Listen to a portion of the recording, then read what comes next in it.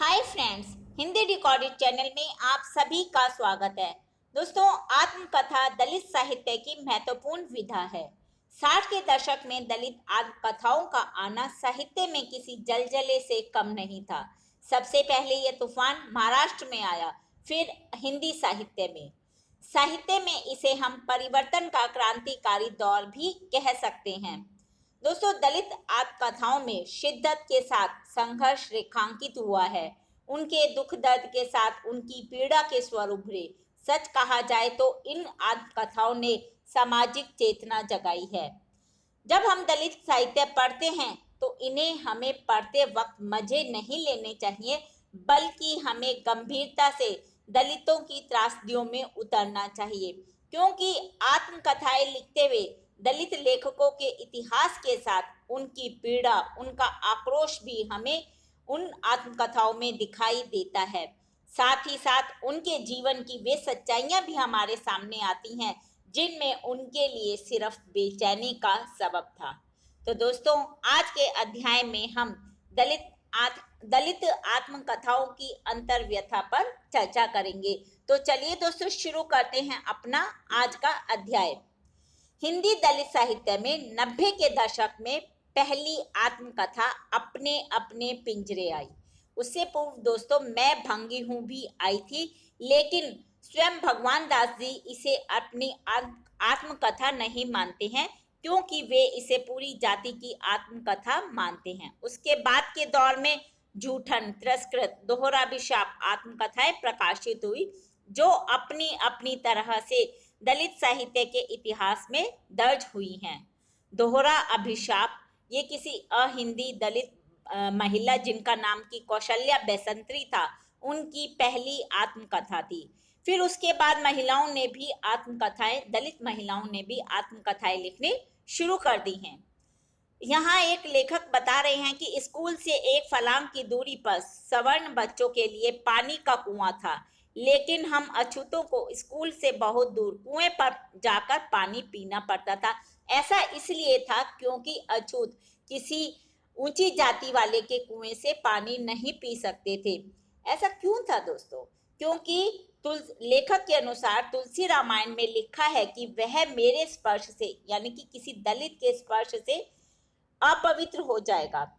जब बड़े होकर उन्होंने वह तुलसी रामायण पढ़ी, तब पता चला कि उसमें वर्ण भेद, जाति भेद, अस्पृश्यता का समर्थन तथा ब्राह्मणों के लिए अत्यधिक आदर एवं श्रद्धा बनाई गई है, और साथ ही साथ अस्पृश्य जातियों एवं स्त्रियों के विषय में भरपूर अनादर व संकुचित मनोवृत्ति का प्रदर्शन करते हुए नारी को नरक का द्वार एवं मोक्ष में बाधा जैसी कटुतापूर्ण बातें लिखी हुई हैं।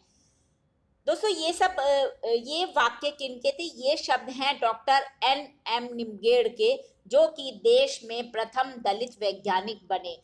जब उन्होंने रामायण में ये सब पढ़ा तो उन्हें बड़ा दुख हुआ। उनकी आत्मकथा धूल का पंछी यादों के पंख नाम से 2003 में हिंदी में छपी।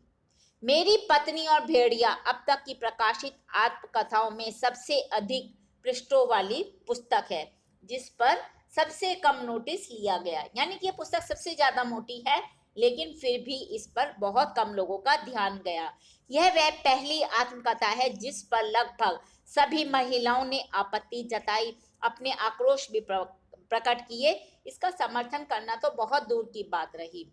उन्हीं की तरह शिवराज सिंह बेचैन की आत्मकथा मेरा बचपन मेरे कंधों पर आई। शिवराज सिंह बेचैन की आत्मकथा पढ़ते हुए जो पाठकगण हैं, उनको इतना तो एहसास हो जाता है कि उन्होंने बचपन में मेहनत मजदूरी करते हुए अपनी आरंभिक शिक्षा ग्रहण की होगी। साथ ही साथ विषम और विकट परिस्थितियों में शिक्षा प्राप्त कर आगे बढ़ना और फिर प्रोफेसर बनना उनकी एक बड़ी उपलब्धि ही रही होगी। हिंदी में 4 अन्य आत्मकथाएं माता प्रसाद जी की झोपड़ी से राजभवन, D.R. जाटव की मेरा सफर मेरी मंजिल और श्यामला जेदिया की एक भंगी उप कुलपति की आत्मकथा, और फिर तुलसीदास की मुर्दहिया आई।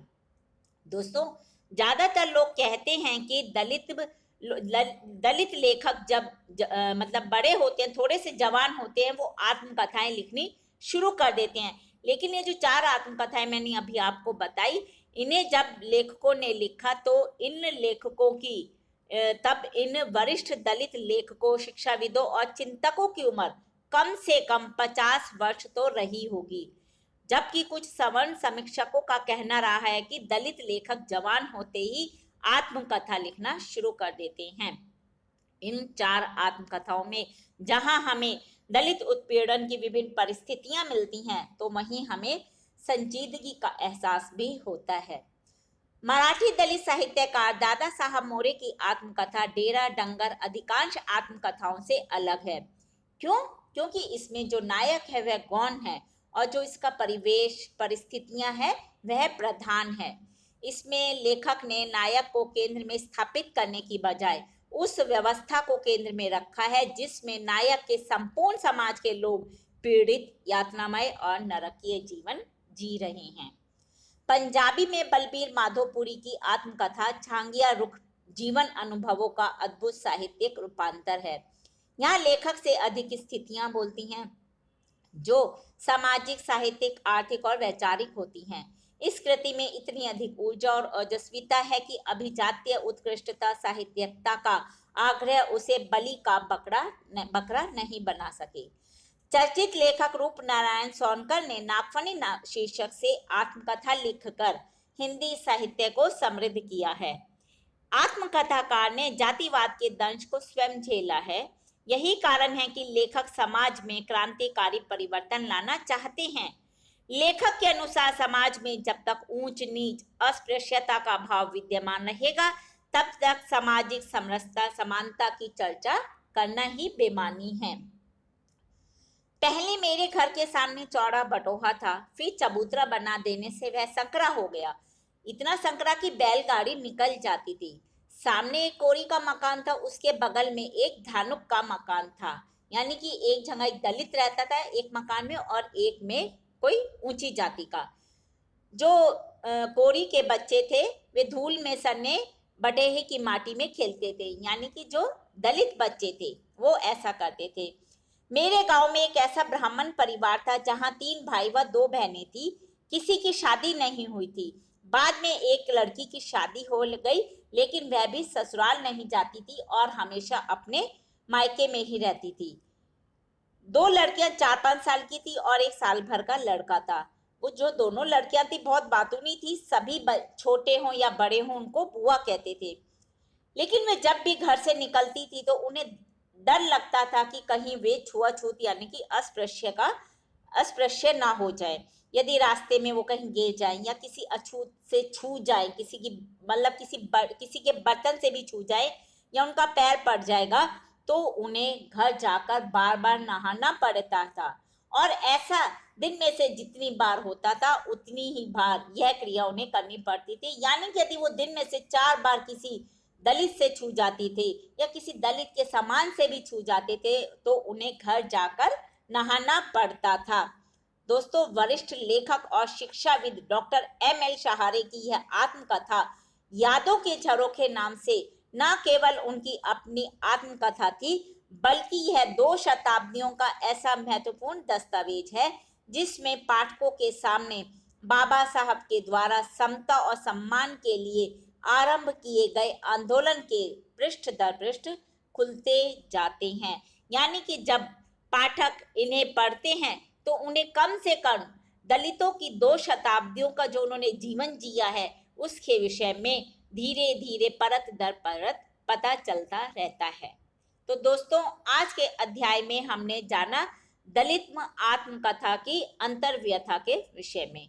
हिंदी भाषा के और भी प्रमुख विषयों पर हम अपने आगे के अध्यायों में समय समय पर चर्चा करते रहेंगे। लेकिन दोस्तों, उसको सुनने के लिए आपको मेरे इस चैनल को लाइक और सब्सक्राइब करना होगा। साथ ही आप अपने मन में उठने वाले किसी भी प्रश्न को मुझसे कमेंट बॉक्स में पूछ सकते हैं। मैं शीघ्र ही उसका उत्तर देने की कोशिश करूंगी। धन्यवाद दोस्तों, आपका दिन शुभ हो।